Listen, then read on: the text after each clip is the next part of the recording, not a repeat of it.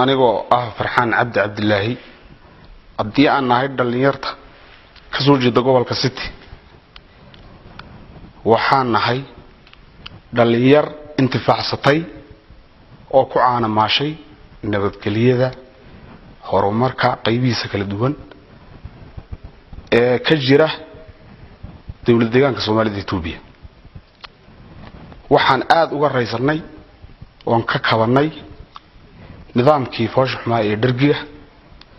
kaasi on hadda oran karo hadda waagu noo bariyo marka waxaan leeyahay arinta fooshaxun ee dadka lagu beeray ee lagu dhaliilayo ama ay kaga soo horjeedaan ama ay ku diidan yihiin dib u curashada ka hirgashay dawladda deegaanka Soomaalida Itoobiya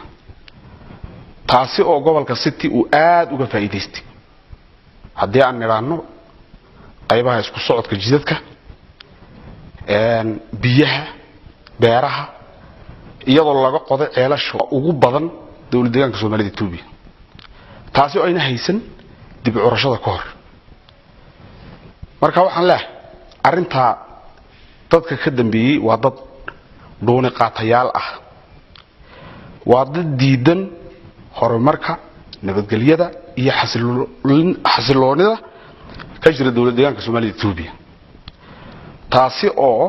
ay ugu horeyso ama hirgashay 10 sano ugu dambeeyay waxa weeyaan nimanka hawsha ka dambeeyay ee dadka ku abuuray xumaanta ee faray xumaanta waa dad dooni qaatayaal ah waa dad neceb ama diidan horumarka iyo nabadgelyada iyo xasiloonida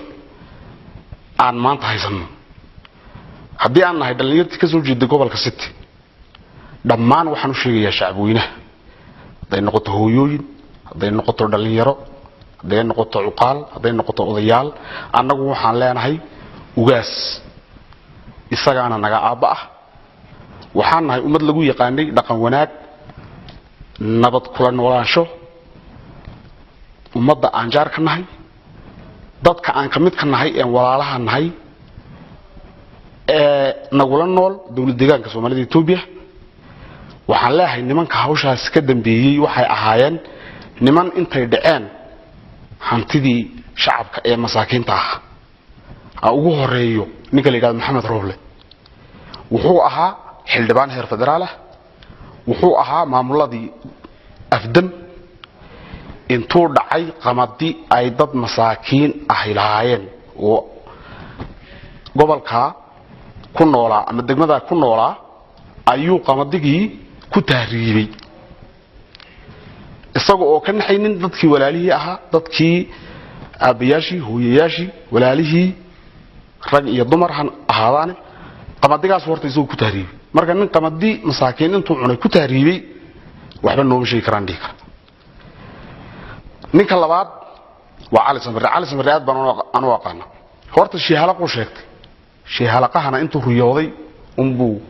isagu isku magacaabay wuxuu ahaa nin uu aabiyi kaligi dhalay wuxuu ahaa nin laba haween oo masaakiin oo waliba kuwa darbi jiif ah intuu ureeyay kaga baxsaday wuxuu ahaa nin intuu gabadh guursaday ay caruur dhashay cidla kaga dhaqaaqay wuxuu ahaa ninka haween aan la tiragoobi karin intuu farxumeeyay baxsaday waxa weeyaan nimankaas iyo kuwa la halmaala ee fikirka la wadaagsanba waxay salka ku hayaan nabadiid waxaana aaba u ah Rayaal Xamud oo ubay ah isla markaana waqtigooga dhacay oo ah barnaamij ama film soo afjarmay oo soo xidhnay marka ninka waalan wuxuu rabaa in uu dadka yar ee dhalinyarta ah iyo dadka aanan waxba barin uqdad ku beero oo uu been u sheego dhammaan dhalinyarada hooyooyinka odayaasha uqaasha hawshaas annagu ma taageersanin waana cambaaraynayna nimanka hunguri raba in ay wax ku helaan Rayaal Xamud wuxuu ahaa shakhsiga kalaatay ee u banaga noqday annagu hadii aan nahay dhalinyartii gobolka ka soo jeeday annagoo isku duuban oday iyo hooyo gabadh dhalinyara wiil dhalinyara dhammaantayo waxaan ahayn dad isku duuban laakiin wuxuu shakhsiga kalaatay ee naga falaagoobay ee u bada raacay ubana waqtigeega uu dhacay una soo afjarmay wax dibadda ku harsanna ma jiro taasina anaga noogu danmaa nimankaasi ninkaas halka ku hayay waxay rabaan hadda inay cudad ku abuuraan dadka nabadda ah ee horumarka helay ee dibcurashada ka faa'iideystay ay wax u tartay waxay rabaan inay cudad ku abuuraan ay wax been ah u sheegaan oo aan jirin horumarka maanta ka jira dawlad deegaanka ma aha ku la dafiri karo waa ku aan ku deersanay isla markaana waa ku aan xukuumadda maanta ka arrimisa dawlad deegaanka Soomaaliya Itoobiya aan ugu mahadnaqayno waa ku aan waxba ku doorsanaynin systemka wanaagsan nidaamka wanaagsan horumarka ka hana qaaday dawlad deegaanka Soomaaliya Itoobiya dhinacyadiisa kala duwan waa mid aan indhaha la iska qaban karin oo la iska indhatiri karin laakiin ninka la yiraahdo Ali Samire horta waxa weeyaan sidoo ku socday waxay hayd aabihii ayuu dilay kadib xukun baa ku dhacay oo baxsaday ninka aabihii dilay ee waalan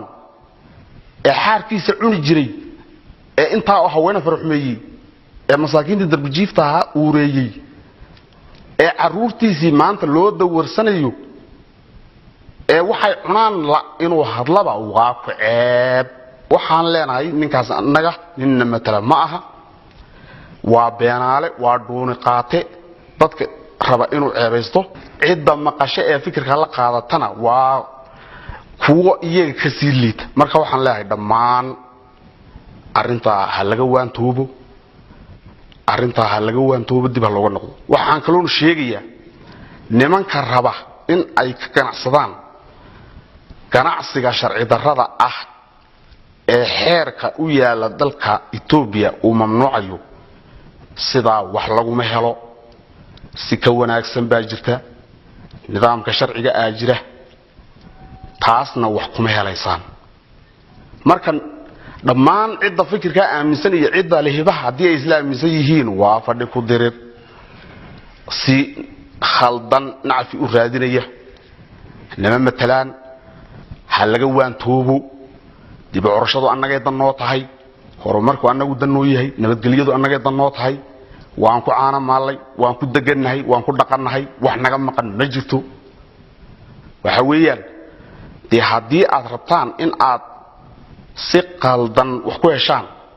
horta dad wax uma rabtaan la fihiina ayaad rabtaan bana shakhsi ahaaneed baana leedihiin fikir xumada kala joogsada dhalinyarada kala joogsada ummadda dadkana ha ceebeynina namana matashaan riyaalaha midna horeba annaga nooma matali jirin nin dhuun qaatu ahaa nin ubba ahbu ahaa ubana waqtigeegii uu dhamaaday haddaba waxaan leeyahay dhammaan dhalinyaradi aan nahay dhalinyaradii waxaan u sheegaynaa dhammaan shacabweynaha ku dhaqan gobolka City arrimo khaldan oo ay nimanka ay soo abaabuleen nimanka waalwaalan nimanka in wixii ay quudan lahaayeen hooyooyinkood aabayaashood cunay ee ku dhoofay ee ka baxsaday ee fakaday ee cararay in ay hawshaasi in marmariyaan ma aha ka dheeraada ka fogaada ha maqlina arinta waxa weeyaan ceeb bay nagu tahay shakhsiga aamina iyaa ka sii xun ka arinta wadaha ee ka dambeeyay marka waxaan leeyahay anagu hadii aan nahay dhalinyarada ugu badan ee dib u curashada ka faa'iideysatay horumarka ee ku dhaqan baan nahay namana matalaan ugaas baan leenahay xeer baan leenahay dhaqan baan leenahay wanaagsan oo ay Soomaalida kale nagu taqaanay taageero horumarka taageera waxqabadka xukuumadda maanta ka arrimisa dawlad deegaanka taageera wax wali oo nolol maalmeedkiina beddelay waana aragtaan cid waliba ka muuqata shakhsi qabale ay u gaadhay nidaamku waa nidaam isagu iswada cid marka carqaladaynaysa oo dulqaadan mayno marka ciddii fikirkaasi qaadata waa cid ka sii liidata cidda keentay marka wax la arkana lama dafiri karo horumarka ka jira dawlad deegaanka isku xidhka jidadka biyaha iyo dhammaan xaalad degan jawi degan oo nabadeed in lagu nool yahay cid dafiri karta maanta malaha cid rabtay adigoo cararin oo ayna waali ku kaxayn hadii aad fiyowdahay cidii fiyoobi waa cidda ku dhax nool dawlad deegaanka ee aragta in ay intaas ka tirtana ma aha dhul 3,000 kilomitir looga wareegay kaabada laga sameeyay biyihii baa meel walba laga cabaya haraw waad garanaysan biyo malahay dawlad deegaanka Soomaaliyeed Itoobiya gobolka ugu biyo badan weeyaan biyo la'aan baa loo dhimanayay maanta heer aan gaarna waxa weeyaan biyihii Djibouti biyaha haraw laga qaado Djibouti baa loo galinayaa ee dafir karta ma aha horumar ballaaran baad haysataan oo shakhsi waliba ka muuqda cidda marka inta iska indha tirta de aakhiro xabaashan baa deeq wax aanan nagu jirin bayna rabaan namana matalan nimankaas aad baan u cambaarin hawsheed